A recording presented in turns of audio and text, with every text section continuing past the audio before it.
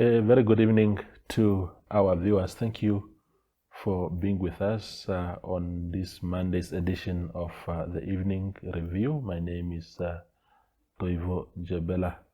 Tonight on the platform we are joined by Frans Koolike. He has recently put up his hand as a presidential candidate for the November election, and he is here to share with us his ideas and where they are coming from. Thank you, Frans, for making time. First question really is, last time I checked you were a member of the ruling party. Has that changed, or are we going to see Swapo having two presidential candidates like it did in 2019 when Dr. Geingob and Dr. Itula both stood up in that election? Yeah, thank you. Thank you very much, Toivo, for the opportunity, this platform to offer our perspective. Yes. Well, it's true. We have entered the arena in November to change the trajectory of our country. No, my membership remain. Yeah. I haven't really disowned the party. Yes. So I'm a member of the party. However, things are changing. The party hasn't evolved or changed with time. And I think because of that, there are new features that need to be addressed.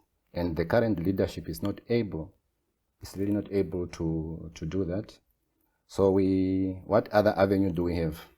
So we have to create other avenues, because the leadership is also not paving the way for us to change the system within. So we have to create other means, and that's really why I'm standing. Yeah. Just your dread there, I think, might be scratching on the thing. Yeah, thank you. So for one to put up their hand, especially in a system where you still belong to a political party, and you are challenging the candidate of that political party, it means that something must be troubling you in terms of either the state of affairs in the country or the party itself. What is it that sort of unsettled you to the extent that you thought it wise to stand as an independent? I think the one way to respond to your question, let me give a bit of a context or a background. Yeah. We are from the exile as Swapo pioneer, and the teaching and the orientation was always to liberate our motherland. So, and the enemy was defined to us as the Boers. That was very clear. So when we came back during the repatriation and reintegration process, we were taken to Okatana missionary. So at the airport, we didn't know the white people who were helping us, those who were from the United Nations, the UNTAC, one can say. We still refused the food they were giving us because we thought they are Boer. So that was the orientation. So when we went to Okatana Missionary School, so DTA, by that time, 89 that time, it's still election year, we're preparing for election. So they came around campaigning. So we stormed them with stone, because for us, that was an enemy. Now, we are now gained independence. Civilization has taken place. We are reflecting on the agenda of development, the agenda of liberating ourselves and pushing for economic emancipation. So suddenly now, when you realize all these things, so the enemy is no longer about the Boers, but the enemy is also within. If the ethos of the party is to liberate the country, and we are betraying that, I can tell you, Mr. Toivo, the party has been commodified and extremely weak and too lazy to deliver revolutionary development to the Namibian people. So those things, when a trained cadre of the party, you reflect and contextualize all these things. So you might find yourself finding other avenues, taking other steps to liberate the party. This action should not be seen as going against the party. is really to enhance and liberate the party. So because those who are in the party now, one could really say sorry. So I don't think the current political leadership is going to liberate the country. Even just to transform, the question of transformation is not there. So I really come from that background, and I came from the background of understanding Swapo with a distinction. When you talk of Swapo, the Revolutionary Party, and Swapo, the ruling party, these are two different things. So Swapo, the Liberation Party, has delivered on the moral question of independence. Swapo, the ruling party, is failing, in fact has become compromised and captured. So these are two things, and I think really it's not issue that we like to talk about, but I think it's issue that we need to bring to the fore. Yeah. I mean, as a member of the party, is there anything in terms of advocacy and putting out ideas? Is there anything of that nature that you have tried to do within the party? Because the question will always be whether people have exhausted the internal avenues to help bring the party back on track, or you ran away from those problems so that you can just pursue that route, or is there no space within the party itself to try and succeed if you want things to be done differently? Yeah, thank you very much. I always tell people when we discuss politics, one of the party in this country that is extremely decentralized. Swapo, whether we talk of the regional coordinator, you can actually cascade Swapo even through region, through community, through settlement, in terms of it has penetrated the structure. But those structures are not exhausted in terms of getting ideas, consulting, and getting input. Just case in point, we have somebody who resigned from PDM, who was a chief whip. And we welcome that person. Just, you can't even give a grace period for this person to understand his true motive. So we are already welcoming him. That tells you the level of how the parties has been compromised. So there's no quality of vetting. So such thing, it does not encourage, inspire confidence. So what happened in 2019, France, is that Dr. Ndaitwah, perhaps also out of principle at the time, stood as an independent. President Genko was, of course, the official candidate of the party. The two men ran those campaigns. They went head to head in the election. Dr. Ndaitwah lost, and he was immediately expelled after the elections. Do you not fear the same fate for yourself, that because for Swapo, the precedent has already been set by the Ndaitwah factor, but if this is your way of trying to correct the way things are done in Swapo, what is the point when essentially you can be expelled? Even if the party self-corrects later, you are no longer part of it. Okay, thank you very much for the question. Look, Davo, the question of expelling member is really an old. Well, the party can do that, but let's say throwing out the baby with the bathwater is not an answer. The revolutionary train will continue. So the party will not savage itself by expelling members who have different ideas. Yeah. It's actually saying something to the party. Why do we have members taking all these things? The party hasn't reflected on that issue. Yeah. Every election, you are experiencing these things. It tells something that there is something fundamental wrong with the party, how they do things. So expelling, to me, is a trivial matter. Its principle can be contained in that fear. So it has no utility to what I'm doing. It can happen, but I don't really think it's something that I have to worry about. It's so trivial. Yeah. Let's just reflect on the Muharukwa issue quickly, Frans, since you brought it up, because of course I also saw there was a press sort of event.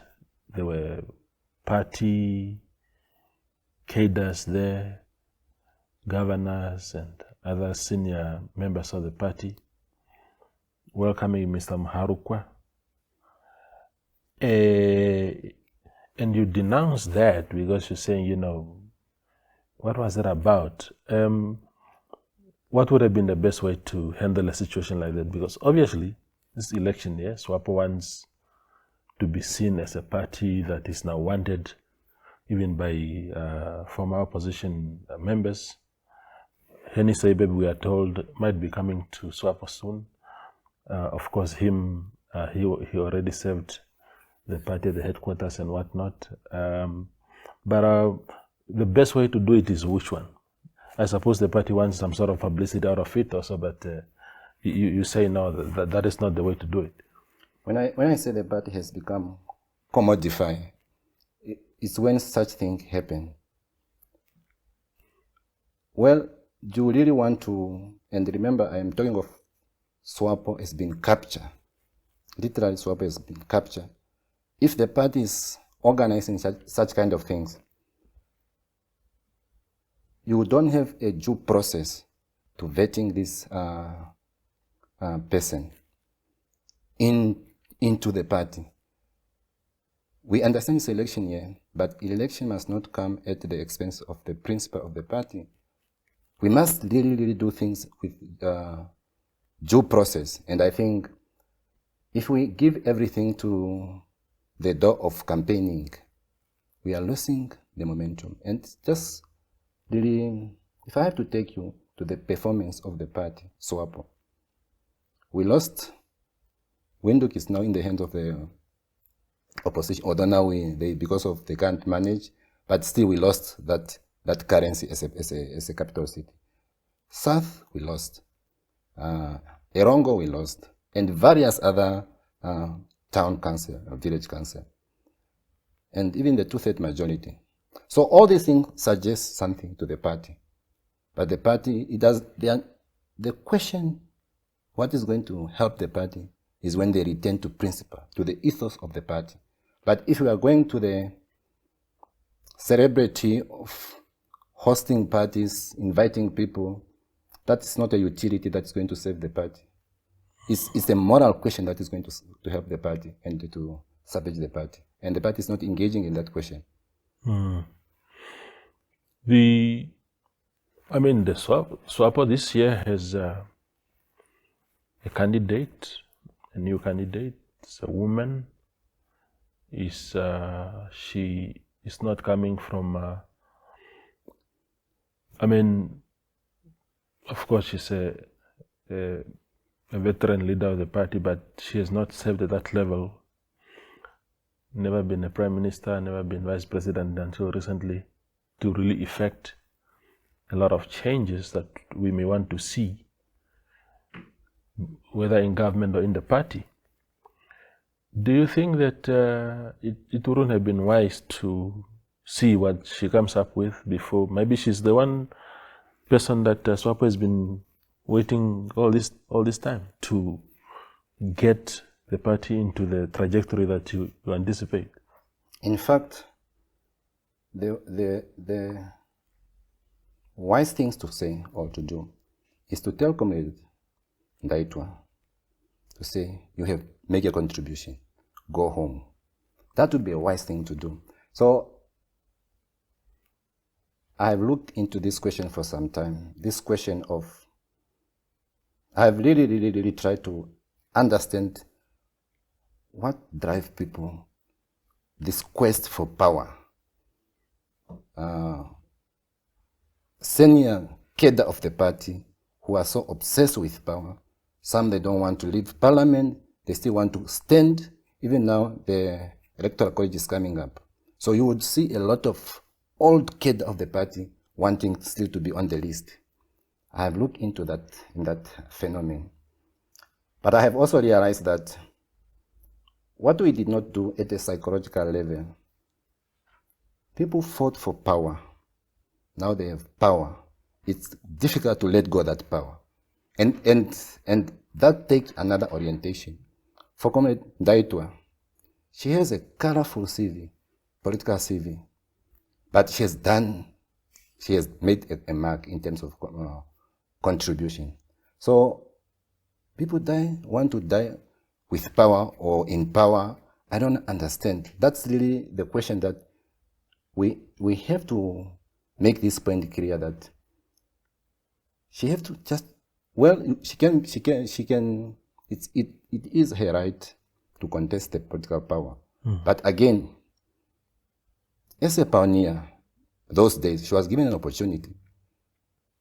See the trajectory of her political CV, and she still wants to run, the age of 71. So I think, and to be quite fair to the question of fairness in society, other citizens at that age are getting their package to go home. And she wants to get a package again to ascend to the higher office. So those contradictions, it doesn't sit well with me. When I analyze, I don't really, we must be fair to society. And if we have to be fair to society, we must criticize if the wrong is within us. And I think as a senior leader, I mean, Comrade Dr. Rebetun Amadia, I think sometimes she made a comment that people they must let go of power and allow the young cadres to take the party. Otherwise, these things will be continuing happening, because we will not just be silent. So we need to move the country forward. And I think in that space, really, I take the position of fairness. And the position of fairness is that if others at the age of 60 are getting their package to go home, why others at the age of 71 are ascending? I hear you. We go for a small break and then return with Frans Koolike.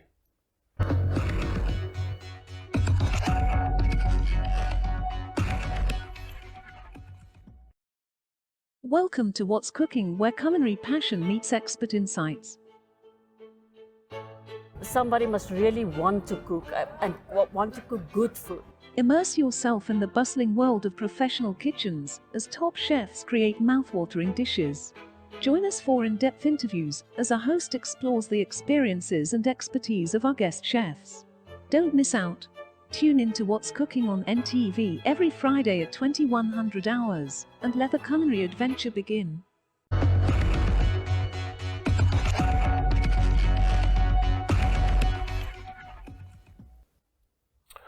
Our conversation continues on the evening review with Frans Koolike, an aspiring independent candidate. Now, Frans, the other aspect is, just before we go to other things, what do you make of Netumbo Nandi-Ndaitwah's leadership of the party so far, since February? Because we are now seeing some people suing the party, some people saying the constitution is being trampled upon. There should have been an extraordinary Congress. Those in Ekemba saying, no, she's actually doing things the right way. And all these things, seem to cause a lot of discontent or differences within the party. What is your own thought as a member? Yeah, I think that's a telling question. It reveals who she is in terms of, is she someone able really to respect the party or the constitution? I mean, if we go back to the Congress, the ordinary Congress,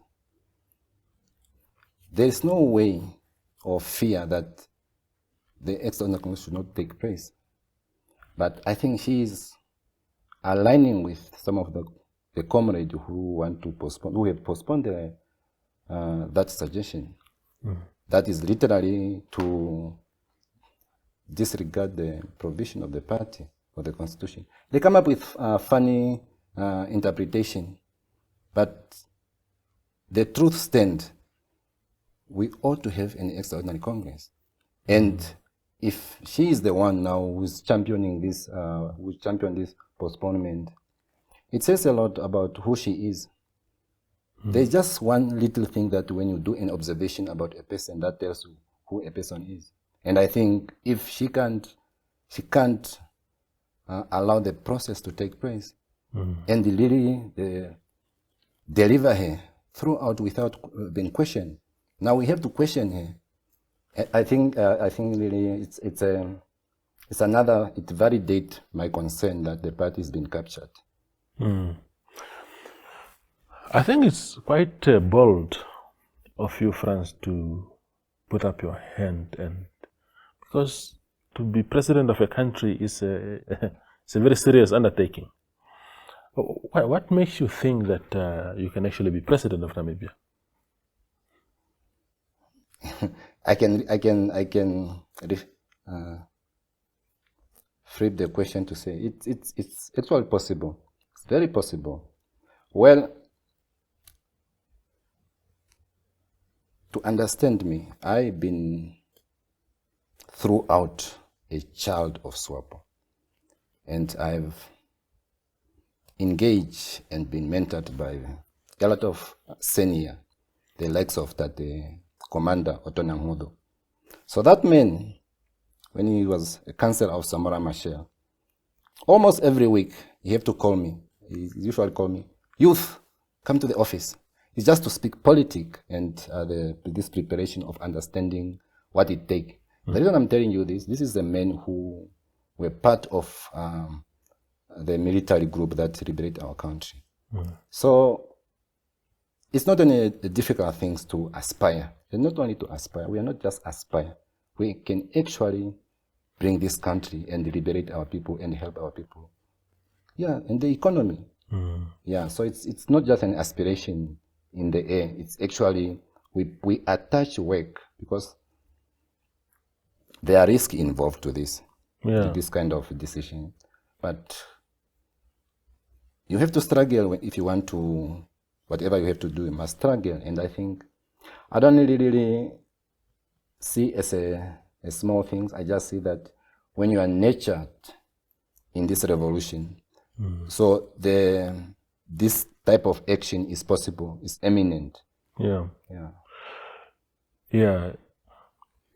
I'm asking that question because usually people would say, somebody, if you look in South Africa, for example, and I'm not saying that we must copy South Africa necessarily, but to ascend to the presidency, you would have been a premier of a province or something to that effect. In the USA, for example, many of those guys were governors themselves. They become candidates. Maybe Donald Trump was not a governor, but of course he has this long track record in business. So he has a track record in leadership. In your case, you spoke about the mentorship. I think it's important, especially when it's coming from a person at that level with that track record also. But people would still want to know what your leadership acumen is. What have you led to start with, at least? And then we take it from there. Yeah, thank you for the question. To be quite sincere with you in responding to this question, I didn't know I would be the one taking this step, or I didn't know I'm the one going to be making this kind of revolutionary step. I actually thought the party would reflect on, as an example, let's say having somebody like Dr. Elijah Ngulale, just to calm the storm, and somebody who has a political currency to attract the young people. So the party couldn't really reflect on resuscitating the party image. So they opt for somebody who really very distant from the youth. Now, as a member, you ask yourself difficult question. what next? What now? Do I just follow in? So there's come a time that decisions have to be made. And decision of previous leadership experience, that's actually, it's not a scientific thing that to be a president or to be somebody, you must do this. It's a form view that society is attached to that question. But it's not scientific that for you to be a president, you must have done this, you must have done this. So there's no track record of scientific to really to validate that. So it's quite possible for somebody who have compassionate, who can take the risk and do the work, can become a president. It's possible. I agree. I was just saying that I mean the precedence that has been set generally looks like that, but I'm in no way suggesting that it's a scientific template that one must walk to reach where you want to go now in November. But in the case of Netumbo Nandi-Ndaitwah, and I know that you're not here to speak about her, but unfortunately, as a Swapo member, you cannot avoid the question around Netumbo Nandi-Ndaitwah. Do you think, because your party has a candidate, what is it about that candidate that you think, because there must be something that you looked at and said, no, but, because perhaps if we had Ngurare, like you are suggesting, maybe you wouldn't have put up your hand. But once Netumbo Nandi-Ndaitwah was confirmed as the candidate, is it the age? Is it her leadership track record? What is it? What is it that doesn't convince you about her candidacy? I think it boiled down to distribution. Just again, it boiled down to distribution. Distribution is also distribution of opposition in the party, distribution of resource, distribution of power. You had an opportunity. You can't give opportunity to others. You still want more. So when the reason we are failing with even the question of distributing the resource is because we are not able to reflect on the importance of distribution. So I respect her as a leader of the party and also a leader of the government. But I also have taken note that she has given a contribution to the country. It's time for her to go. I cannot discard her contribution, but I would rather say, until when do you want just to be propelling up and up? Others need that opportunity. So for me, it's a question of fairness.